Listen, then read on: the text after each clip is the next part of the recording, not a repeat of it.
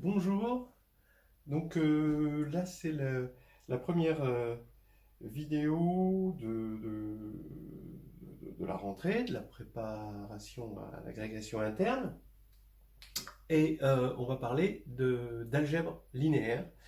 Donc voilà, on commence tout de suite. Le but c'est des, de travailler sur les espaces vectoriels, mais en algèbre, dans le programme d'algèbre, on insiste plutôt sur les espaces vectoriels de dimension finie. C'est l'analyse qui s'occupe de regarder la dimension infinie. Mais on va commencer par regarder la dimension quelconque pour converger rapidement vers la dimension finie. Voilà. D'abord, il y a des choses que vous pourrez regarder vous-même pour les définitions que vous ne connaissez pas, mais la définition d'un corps, voilà, donc c'est un anneau sur lequel tout élément non nul est inversible. Donc vous avez une addition, une multiplication, mais ça va être important que ce soit un corps, surtout que tout élément non nul, on puisse l'inverser, ça vous allez voir, au tout début en tout cas, ça sert énormément.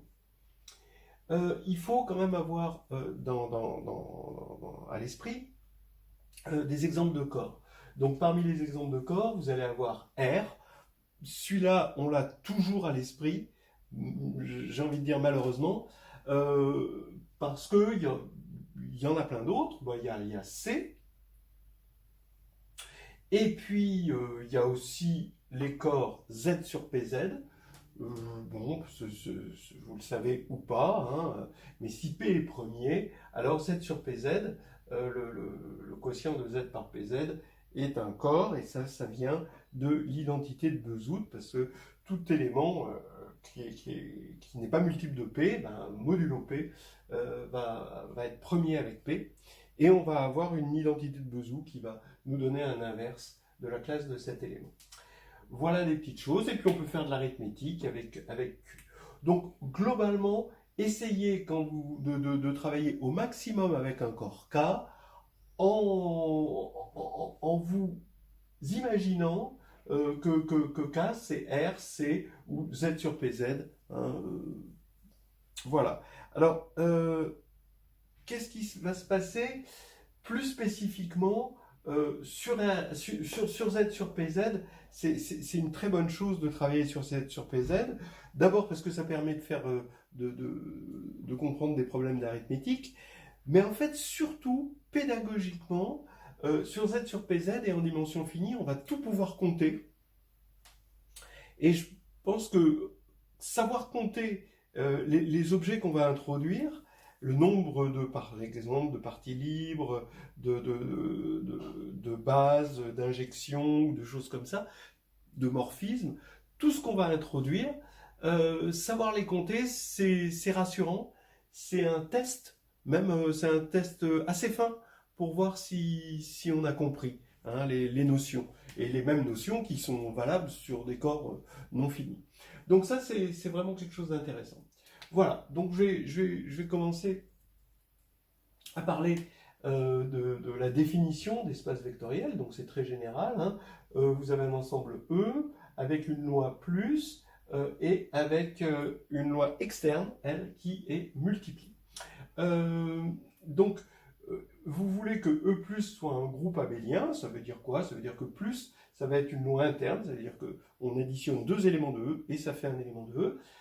Et vous allez avoir ce que vous voulez, plus c'est associatif, hein, je suppose que vous savez ce que ça veut dire.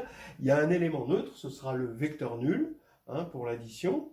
Il va y avoir un élément symétrique, ça va être l'opposé, hein, donc tout vecteur va avoir son opposé. Et il est abélien. Voilà, donc vous avez le fait que U plus V égale V plus U. Voilà, et puis il va y avoir cette loi externe. Donc vous allez avoir une loi externe, ça veut dire que ici on n'a pas le même ensemble là et là. Donc ici vous avez K, c'est le corps dont on a parlé. Donc on dit que c'est un espace vectoriel sur K, hein, d'accord, hein, sur le corps K, ou un K espace vectoriel. Et vous avez une loi, K croix E donne E, donc c'est le scalaire, ce qu'on appelle le scalaire communément, lambda virgule U, qui donne lambda.u. Alors on met point pour l'instant, mais le point il va vite disparaître. C'est juste pour le différencier du non-point quand on va multiplier des éléments de K. Et bien ici vous voulez que 1.u soit égal à u. Je vous rappelle 1 c'est l'élément unité du corps, c'est-à-dire l'élément neutre pour la multiplication du corps. Ici, vous avez une distributivité de E sur K. Ici, voilà. Vous avez une distributivité de K sur E, donc lambda U plus V, c'est lambda U plus lambda V.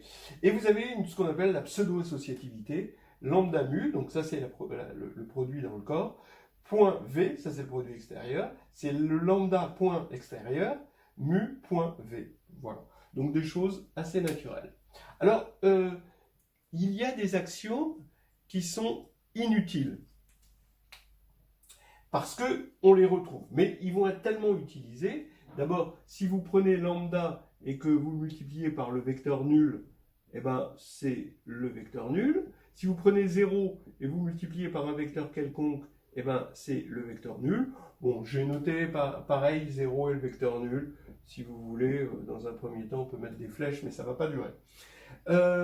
Maintenant, si vous prenez moins v, donc c'est l'opposé pour la structure de groupe abélien, vous vous doutez que ça va être moins 1 donc, fois v. Donc c'est des petits exercices que vous pouvez, faire. Et il y a des choses qui sont non dites. D'ailleurs ici vous avez en exercice, vous pouvez faire le fait que si lambda.v égale le vecteur nul, alors soit lambda égale 0, on est dans ce cas-là, soit v c'est le vecteur nul. D'accord? Ça aussi, vous pouvez le faire en exercice. Maintenant, donc, il y a toutes ces choses qui ne sont pas, parce que ce serait redondant dans ce système d'axiomes. Il y a aussi des choses qui sont en trop. Vous pouvez faire en exercice, donc ça c'est un exercice qu'on corrigera aussi, que abélien est en trop.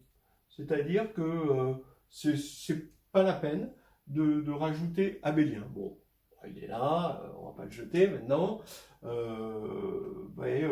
Abélien étant trop, on peut montrer sans abélien que le groupe est abélien avec ces axiomes-là.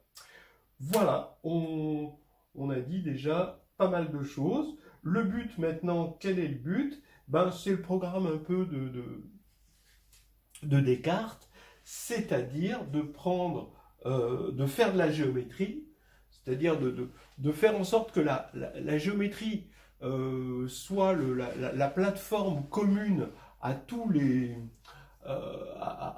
problèmes qu'on va pouvoir rencontrer dans la nature, et qu'ensuite, cette géométrie soit traitée par le calcul en assimilant les espaces vectoriels à des objets de calcul. Et l'objet de calcul, ça va être